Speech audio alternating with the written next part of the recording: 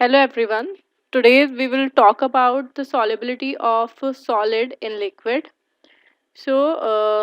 We are having solid dissolved in liquid, and these are the solution made when solid are dissolved in liquid, like when a solid solute is added to a solvent. Okay, so let's take solid we have taken as sugar, and the liquid is water, and some solute dissolve and its concentration increase in solution.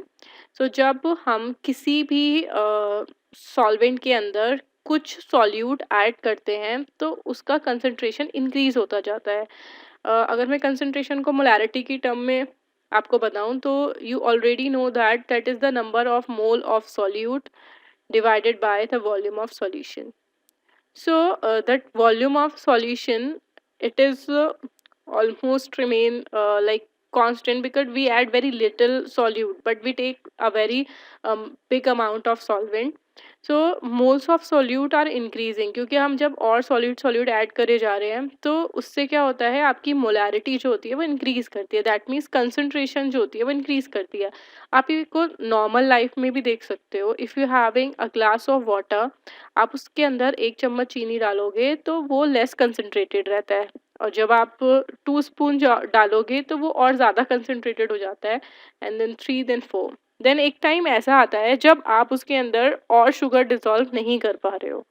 सो ऐसे time पर क्या होता है कि some solute particle in solution colloid with the solid solute particles. जो already आपने 2, 3 और 1 spoon डाल के जो सॉलिड और सॉल्वेंट का सॉल्यूशन बनाया था, अब इसमें जब 4th स्पून डालने जाते हो तो इसके 4th स्पून के पार्टिकल इनके साथ कोलाइड करते हैं, और कोलाइड करने की वजह से वो क्रिस्टलाइज आउट हो जाते हैं. सो वो क्रिस्टलाइज होने की वजह से आपको लगता है कि अब जो है मेरी 4th जो स्पून की शुगर है वो डिज़ोल्व नहीं हो रही है. Okay, so this process is known as crystallization. So what is this? Some solute particle in solution collide with the solid solute particles and get separated out of solution. जो solution से बाहर निकल आते हैं. This process is known as crystallization. ये कब होता है? At equilibrium. Rate of dissolution मतलब घुलने का रेट जब जो प्रेसिपिटेट आउट हो रहा है क्रिस्टलाइजेशन के इक्वल हो जाता है, तब एक स्टेज आती है जब आप जितना डिसॉल्व कर रहे हो उतना ही सेपरेट आउट हो रहा है. और ये जो जो प्रोसेस भी हो रहा है ये एक आपको फिक्स टेम्परेचर पे करना है.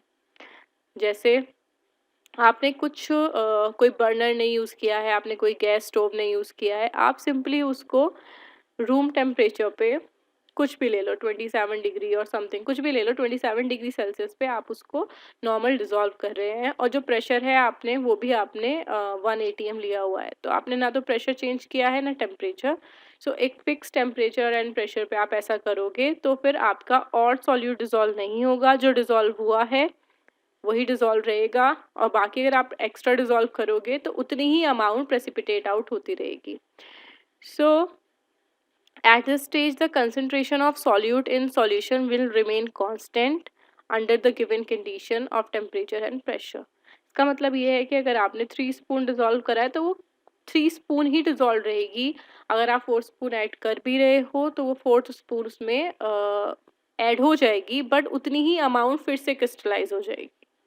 सो जो अमाउंट डिज़ोल्व है, लेट्स से उसके अंदर 20 ग्राम्स ऑफ आपका शुगर डिज़ोल्व है तो वो 20 ग्राम ही डिज़ोल्व रहेगा.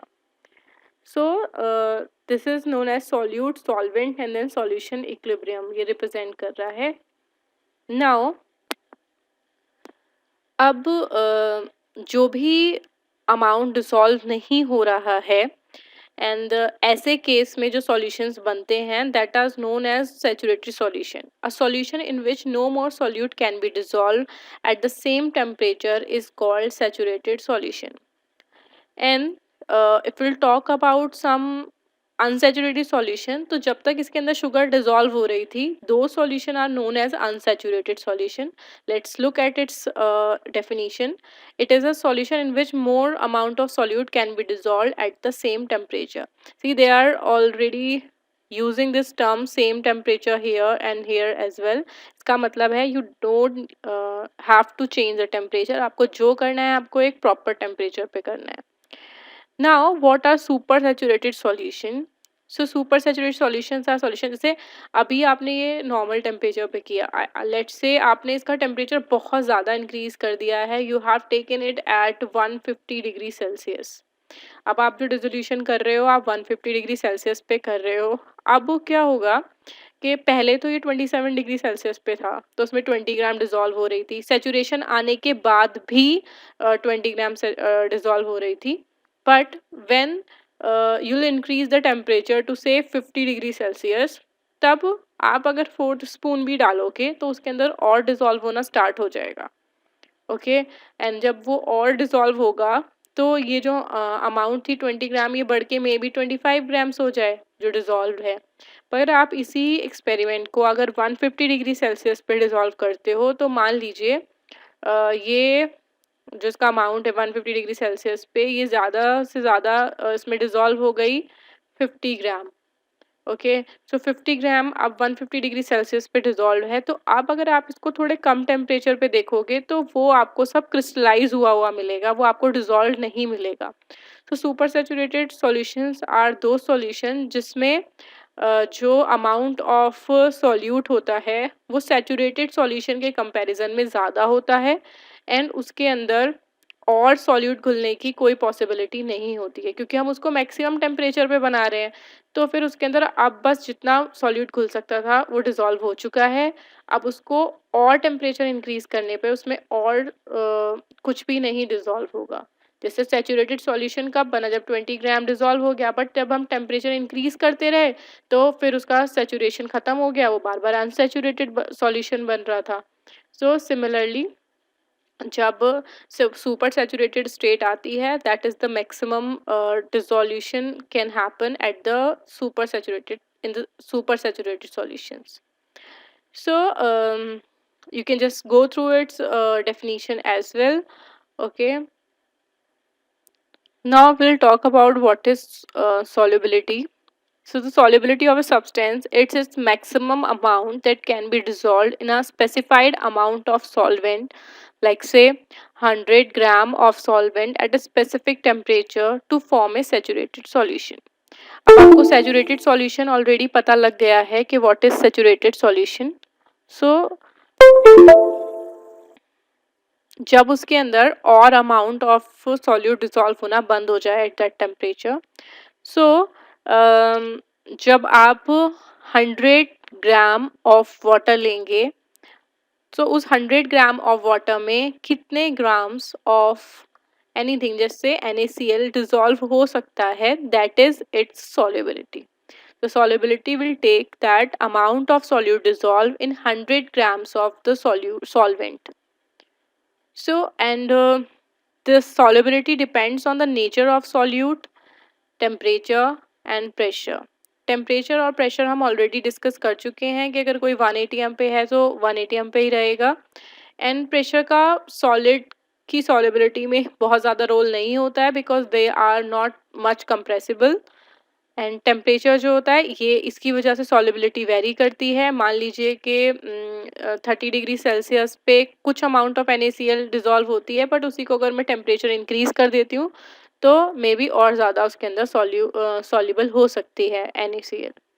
And will talk about nature of the solute and solvent, then how the solubility of solid depends on their nature.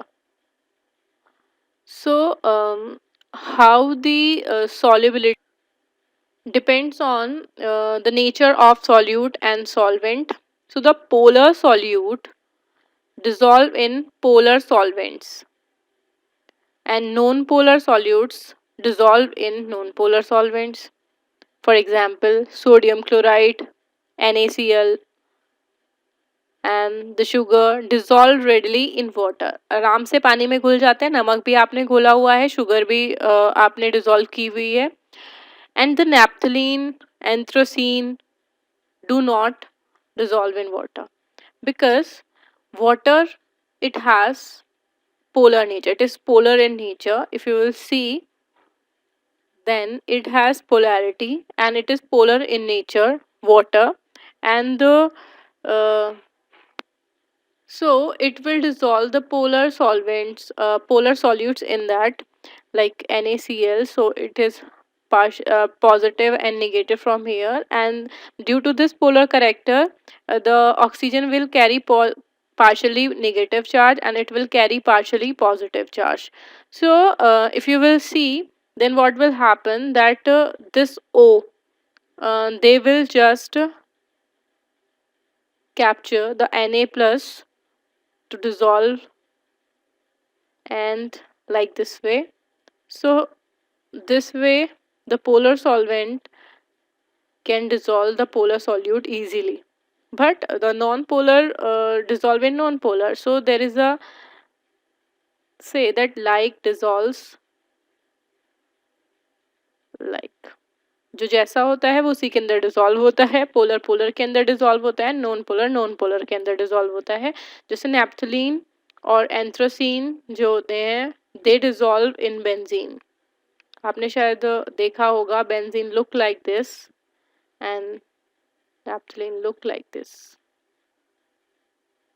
So they both are non-polar, so that's why they dissolve in each other. So this is how the nature of solvent and solute participate in the dissolution process. So now we'll study the effect of temperature on solubility of solid in liquid. So consider an equilibrium जहाँ पर there is a saturated, see जब भी आपको ऐसे equilibrium दिखाई दे रहा है, that means this is a saturated solution. Saturated solution मतलब अब कुछ उसके अंदर डिसॉल्व नहीं हो रहा है, और जो डिसॉल्व हो रहा है उतना ही उसका क्रिस्टलाइजेशन हो रहा है. सो ओके, अगर ये जो दी हुई इक्वेशन है, ये प्रोसेस है, ये अगर एक्सोथर्मिक है, इसका मतलब एक्सोथर्मिक मतलब हीट निकल रही है. तो जो ऑलरेडी अपने अंदर से हीट निकाल रहा है, तो खुद बताओ क्या उसको टेम्परेचर बढ़ाने की ज़रूरत है? Let's say that there is something which is producing heat, okay, जो बहुत ज़्यादा अमाउंट ऑफ हीट निकाल रही है, क्या उसको गर्म करने की ज़रूरत पड़ती है? नहीं पड़ती है ना. So that's why when there is a process which is exothermic in nature, exothermic मतलब उसका जो डेल्टा एच है दैट इज़ निगेटिव. एक्सोथर्मिक के लिए डेल्टा एच नेगेटिव होता है. तो अगर हम ऐसे केस में टेम्परेचर इंक्रीज करेंगे, तो जो उसकी सॉलेबिलिटी होती है वो डिक्रीज कर जाती है, because you already studied Le Chatelier principle कि अगर आप किसी एक्सोथर्मिक प्रोसेस में टेम्परेचर इंक्रीज करते हो तो रिएक्शन बैकवर्ड आ जाती है. So in this case the reaction will be backward, in the backward direction. Now अगर वो एंडोथर्मिक प्रोसेस है, जैसे कि जब आप वाटर लेते हो और उसमें शुगर डिज़ोल्व करते हो, तो आप क्या देखोगे, जो जो ग्लास होता है वो ठंडा हो जाता है. मतलब आपको लगेगा कि थोड़ा ठंडा हो रहा है. क्यों ठंडा हो रहा है? क्योंकि शुगर डिज़ोल्व होने के लिए हीट ले रही है. तो हीट लेने की वजह से व्हाट हैपन कि हीट लेने की वजह से वो एक एंडोथर्मिक प्रोसेस हो गया, और एंडोथर्मिक प्रोसेस को और अगर हम हीट दे दें तो वो और डिज़ोल्व होने लगेगी. ये तो आपने नॉर्मल लाइफ में एग्जांपल देखा ही है. तो such process are known as endothermic process. जो हीट ले रहे हैं डिज़ोल्व होने के लिए, उनका डेल्टा एच पॉजिटिव होता है. And on increasing the temperature, ऐसे केसेस में सॉल्युबिलिटी इंक्रीज करती है. सो in this case reaction will move in the forward direction, और फॉरवर्ड डायरेक्शन में जाएगी तो उतना ही ज़्यादा सॉल्यूट उसके अंदर डिसॉल्व होगा. So this is how the temperature affect the solubility of solid in liquids. Now the solubility of solids in liquid is over, and now we will talk about the solubility of gases in liquid. So how the factors affect the solubility of gas in liquid. So the first is nature of gas, the second is nature of liquid, temperature and pressure.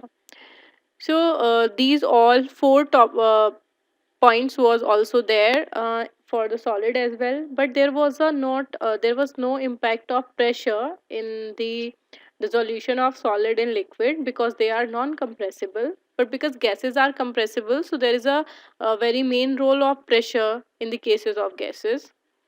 And now we'll discuss about the temperature first, then we'll discuss about these things later.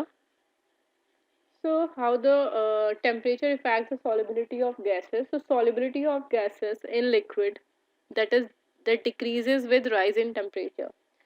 The reason for that is simple. The dissolution of gases in liquid is an exothermic process.